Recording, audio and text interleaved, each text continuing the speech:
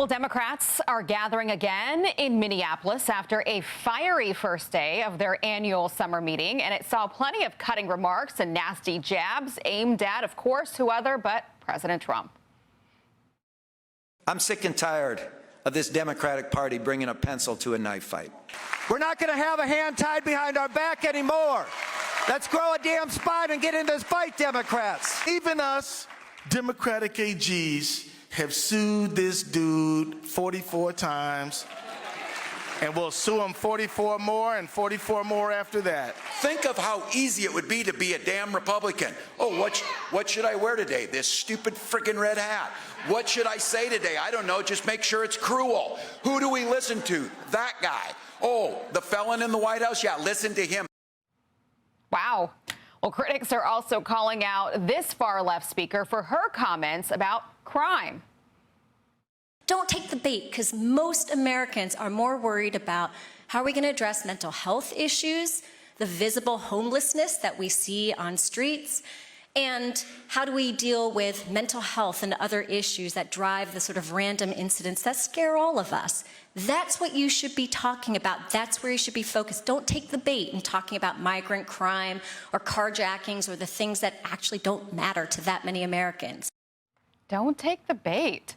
One social media comment, in case you're still wondering why Democrats have record low approval ratings. Another, they're just completely out of touch with normal Americans. Critics also point out the mounting problems Democrats have been facing since their sweeping 2024 election losses. It includes a lack of leadership and a unified message. There's also polling like this one. It shows 63% of voters view the Democratic Party unfavorably, and that is the lowest in 35 years, not to mention the awful fundraising problems they're having. Our power panel now, Caroline Downey, National Review staff writer, and Julian Epstein, Democrat strategist and former chief counsel for the House Judiciary Committee. Welcome to you both. Caroline, I think the one problem that Democrats keep facing is that they keep finding themselves backed into a corner on these 80-20 issues, these issues that should be very common sense, very easy for them to jump on, like illegal immigration, like crime here in D.C. or Chicago or New York, big cities. And there is no middle ground with them. Or let's work together, let's do this together, we have the same goal. Why is that?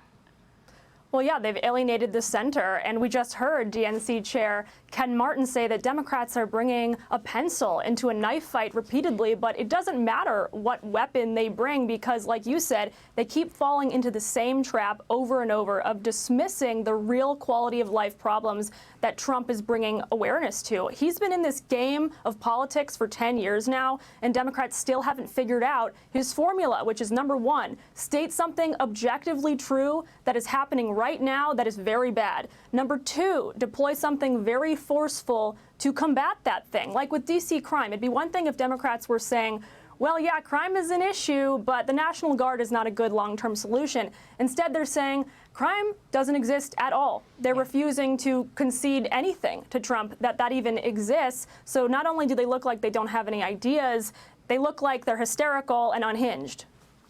Well, Julian, I mean, they got to find a leader.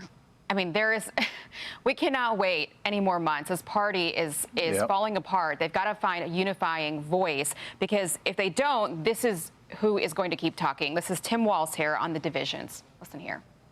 What we have to be clear about is don't take the bait. It boggles my damn mind that in the midst of a military takeover of our cities and the attempt to go into others, the flaunting of the rule of law, the cruelness and the unconstitutional nature of the way they're attacking our neighbors, that the press finds the need to talk about, oh, there's a division in the Democratic Party.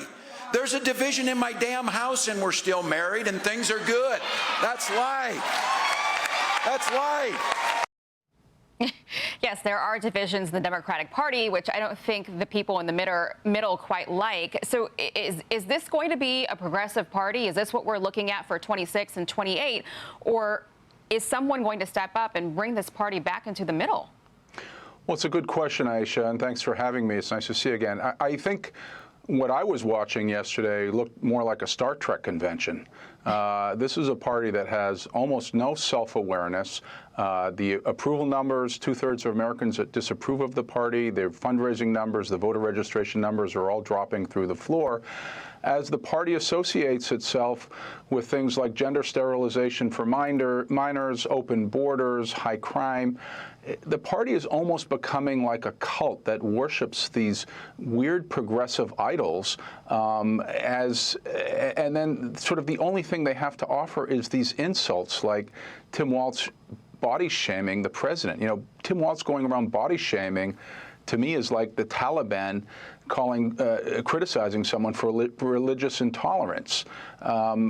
This is a party that just stands for negativity and for aligning itself on issues that are far to the left of the median voter, and not, as Caroline, I think, points out, putting forward any ideas that any of the voters, certainly in the middle, can relate to in any way. So this is something I've been talking about for years, and it's a problem that just seems to be getting worse, mostly because, as you point out in your question, we don't have strong leaders, and I'm talking about Schumer, I'm talking about Jeffries, and I'm talking about even Obama, that will stand up to this far progressive left that is turning the party into, again, what feels more like a cult to me.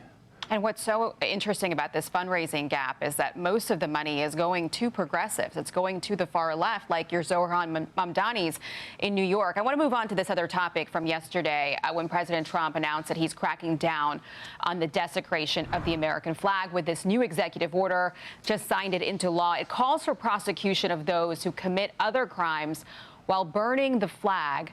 The president's move is spurring some debate, though. Conservative activist Chris Rufo posted, "I'm sympathetic to the argument that burning the American flag is protected speech, but right now we are putting people in prison for spinning their tires over the pride flag.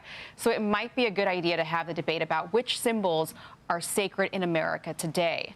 Now, since 2020, we've seen charges brought for people vandalizing Black Lives Matter murals and crosswalks. Penalties have ranged from misdemeanor criminal mischief to felony hate crime charges. And we should also note that a big part of this debate is the distinction between public and private displays. So that is a fair question, Caroline. Should we be talking about which symbols are more important than others? Yeah, of course, there's the legal question of political speech, although I'll note that the fine print of Trump's executive order doesn't even recommend prosecution for those who burn the flag unless it rises to the level of incitement to violence. And as you noted, there's the distinction between whether it's vandalism of public property or your private personal property, it being a flag. But zooming out here, it's also the political question we need to consider about why so many Democrats over the last few years, especially during 2020, would idolize the pride flag or BLM murals or the Palestinian flag. And it's almost like the American flag to them is like a tainted symbol, even though it's just our national identity. And so the question there is, why do they hate their country so much, or the protesters that are showing these around? Why are Democrats always so quick to defend them rather than say, hey, look, it's really disrespectful to burn the American flag? And so Trump is throwing the gauntlet down in a way, and we'll see how the Democrats respond to that. If they have an overreaction to this, like they did with D.C. crime, I think that's going to backfire. Julian, you're an attorney. Will Democrats have an overreaction to this? Are they going to make a legal argument about this? Oh, yes. The Democrats are going to take the bait the way they're taking the bait on the crime issue, and they're going to lose the argument politically. Legally, I think, as Caroline points out, it is possible to thread the needle here and to say what happens with many of these protest groups, particularly the dark pro-Hamas, anti-Western, anti-Semitic groups, is they get into these rituals of burning the flags that are part and parcel of a larger set of activities that are violent, that intend to disrupt the public order. And when you get into the violence and interfering with the public order questions, then they do become prosecutable crimes. So I think Trump is attempting to thread the needle. And to your question, Aisha, I think the Democrats are going to take the bait and they're going to lose this issue the way they're losing so many of these other 80-20 issues. They're incapable of doing the sister soldier moment that President Clinton did in 1992 and say to the far left, you're wrong on this issue. You're wrong on crime. You're wrong on gender sterilizations for young kids. You're wrong on open borders. You're wrong on the DEI excesses.